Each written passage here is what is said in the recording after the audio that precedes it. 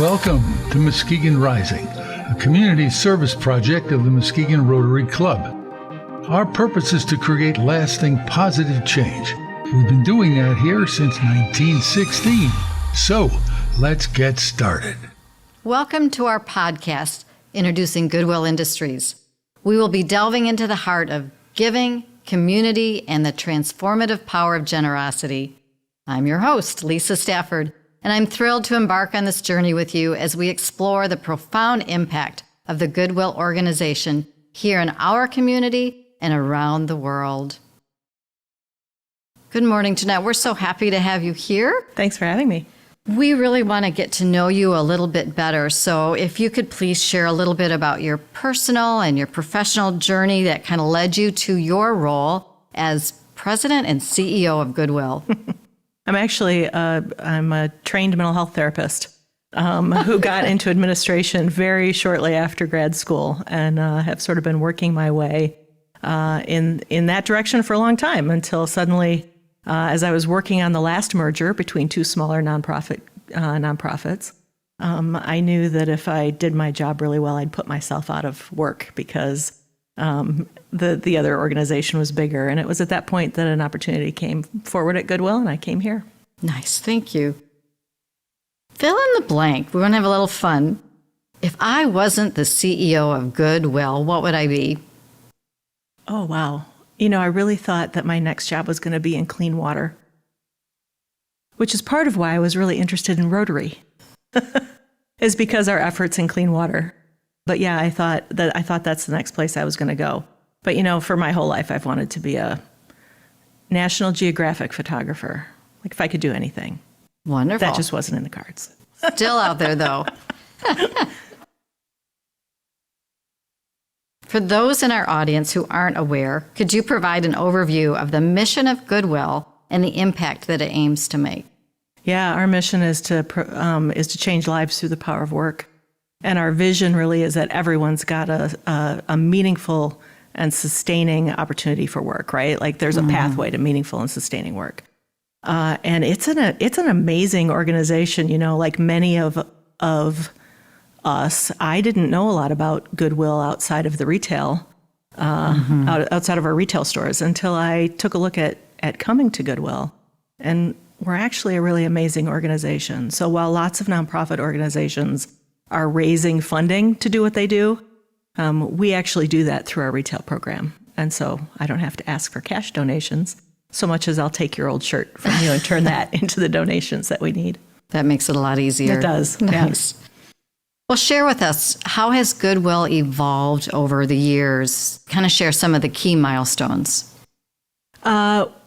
We started off a group of concerned parents about almost 75 years ago, came together because they had children who had disabilities and who really needed some support in the community. And so our Goodwill came to light because of those parents who really were looking to help their children.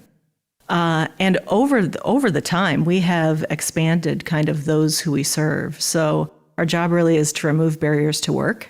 And those barriers may still include things like disabilities, but it also may be having a felony record or having some sort of criminal history.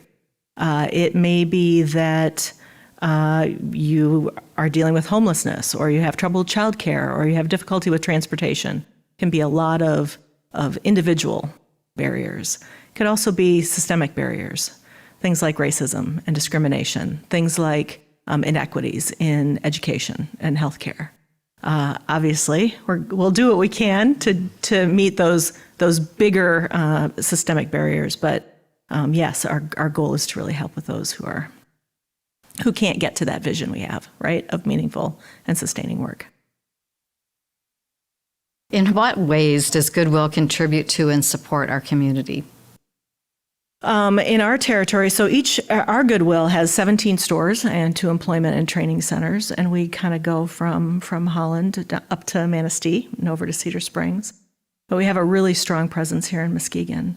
It has our biggest employment and training center.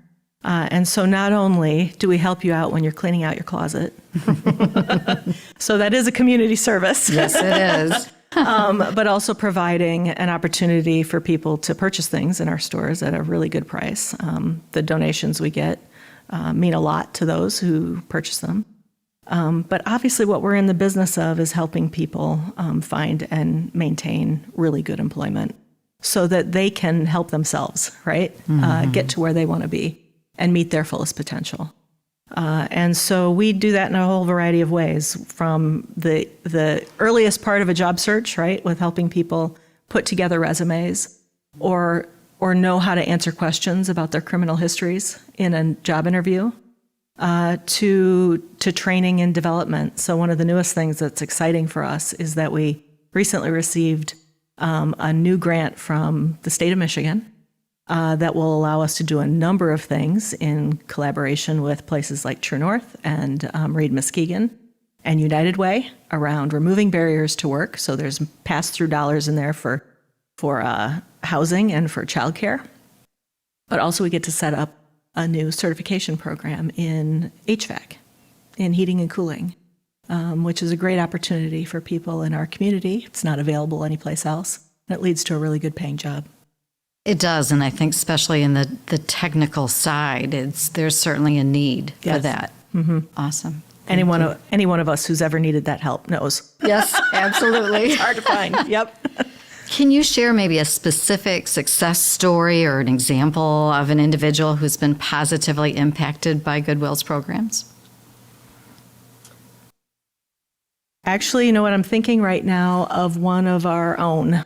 So we served someone who had come out of a long time in prison, and he came through our programming, through our justice-involved programming. And he started off as a baler. So one of the things that happens at the end of the retail when things don't sell is we bale those things up and we sell them on the commodities market. And so we have to bundle those up and bale those up. And so he started there. And he moved his way up, and he got his driver's license. He became a transportation assistant, kind of rode with our truck drivers to assist at the stores. And then he got his license, and he was able to drive a vehicle. So he moved beyond the fork truck to our box trucks, and then he moved into the team lead position. He was promoted and is just doing great work in our transportation department. But after 20 plus years in prison, that is a hard road to travel, and we're really proud of his success. Nice. Kind of giving a hand up instead of a handout. Awesome. How does Goodwill stay innovative in its approach to social and economic challenges? Yeah, so I want to talk just for a little bit about our sustainability businesses, because we're responsible for about 16 million pounds of things annually that everyone is done with and that need to find a new home. And much of that, the best thing we can do for the environment is to resell it. But not everything that we receive can be resold. And so our goal really is to figure out how we can grow our social enterprises, because the businesses that we have are both the way that we raise funding to do what we do and actually do what we do, because it allows us to train people in new work opportunities, as well as to employ them, and allows us to also achieve one of our strategic pillars of sustainable practices, right? We want to make sure that we are able to keep as much as possible out of landfill, whether that's here locally or globally. And so a lot of our innovation right now is coming into play around remanufacturing. And what can we do with those things that would otherwise end up in the trash? And so, for example, this quarter, we anticipate starting a new business called Hydroblocks. And we've signed a joint venture agreement with a company in Pennsylvania that manufactures this product. It's a really cool product that transforms 100% recycled plastics, and oftentimes difficult to recycle plastics, into a stormwater management tool.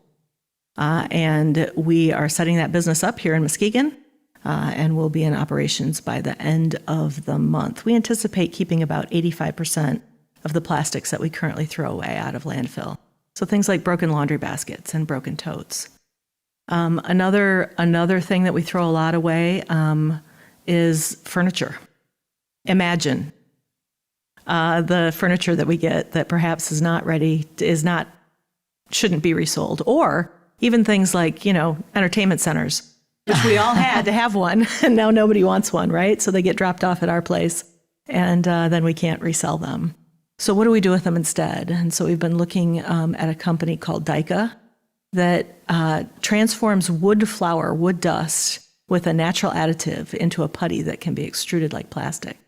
And they had just been using virgin timber, but we asked them what happened if it already has laminate or glues or varnish, and it works. And so we're working on setting up a really replicable model with them so that hopefully other Goodwills across the country can use this process too, to remanufacture old furniture into new furniture or other products that might be desired. And the other thing that's available actually right now in our stores is called Good Glass. So we get a lot of glass, as you might imagine, and we're taking the glass that looks colored but that doesn't sell, and tumbling that into craft glass, right? It looks like sea glass that you could certainly purchase at Home Depot, but instead you could buy it here at Goodwill, and make a difference by keeping that glass out of landfill and also getting the craft glass that somebody might be interested in. Wow, I am amazed at the creativity and certainly didn't have any idea about all of those extra programs. Yeah, these are unique things to our Goodwill. So Goodwill in West Michigan, we're really going after the remanufacturing of the products that we're already receiving, and leading the way in a lot of ways in the country of Goodwills. We're all doing lots of things to figure out how we can be more sustainable, how we can keep things out of landfill, how we can make sure that we're part of the solution, because the problem of global waste is enormous, and it's going to take all of us to figure out how to solve it. But we're really doing some unique things around trying to remanufacture what we've already got so that we can keep that revenue generation going towards helping people find and maintain good jobs. Well, it's wonderful. West Michigan is kind of paving the way. How are you contributing to the outlook of like Goodwill globally, and how do you kind of push this forward? Yeah. We're involved in a lot of different activities. So one of the things that I didn't even mention. So there is a Goodwill International. It's a member organization. So all 154 Goodwills pay dues so that they can help us with the things that matter to all of us. And one of the things that consortium is able to do is to apply for large grants, right? And so Goodwill International, received a grant from the Walmart Foundation to study textile circularity. There are 10 Goodwills in Michigan, and our Goodwill got all the CEOs of those Goodwills to sign on to this grant that helps to study what's in that feedstock. So after retail, after it goes through our outlet, what's left that didn't sell? Because when we can find out what is made, how much do we have in terms of polyester and in cottons and in blends, then we can start figuring out how best to use it next, right? But we've got to know what's in there first. And so we received that grant, the state of Michigan did, to lead that effort, and to ultimately come up with a business plan for how we can create a hub here in Michigan that would sort the textiles that are left to be able to get them to their best use after being offered up for resale. And creating more opportunities for people to learn. For sure. That's wonderful. You mentioned earlier about employment opportunities and training centers. Can you expound on that a little bit more? Yeah, so we do that both in Holland and in Muskegon. You had asked me about like some of our markers over the years. Well, one of the big things that we used to do was have we had a work center that employed people with disabilities. And we've moved away from that, and now folks with disabilities are on site in communities with our partners like Miller Knoll, where we have enclaves available for people to learn new skills and eventually, hopefully, be employed at those manufacturers where they're engaged. And so we do this both in Holland and in Muskegon, where we have walk-in resources available for anybody who needs help getting a job. We have access here to our Good Temps, which is a staffing company that helps. Really what we want is for people to get permanent employment, but oftentimes we use very inexpensive temp services to get people there so that employers in the area can try it out without taking too much risk.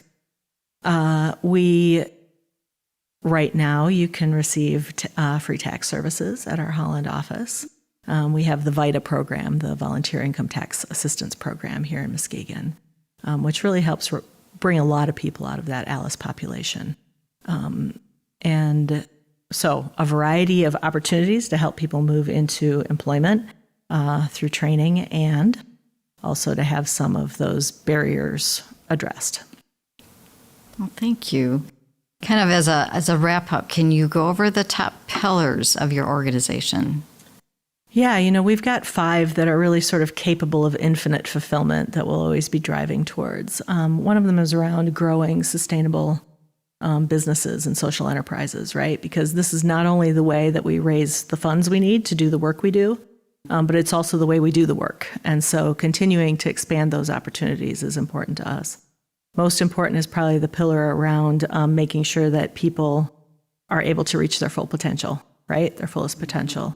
And this is both internally and externally. So it's for the folks in our community who walk through our door and are in need of assistance.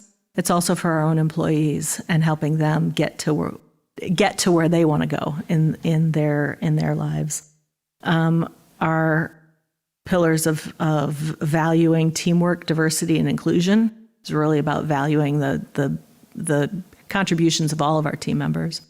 One of our pillars is around community and working together as part of the community, because we really are very sure that the way we're going to be able to provide comprehensive services and opportunities to everyone is through our relationships with other entities.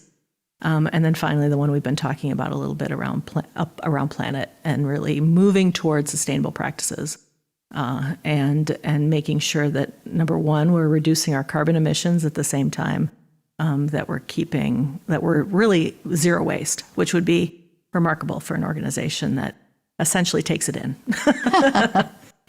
That's wonderful. Thank you. To our audience, thank you for joining us. I hope you have gained some insights into the incredible work of Goodwill and the profound impact that it has on individuals and communities.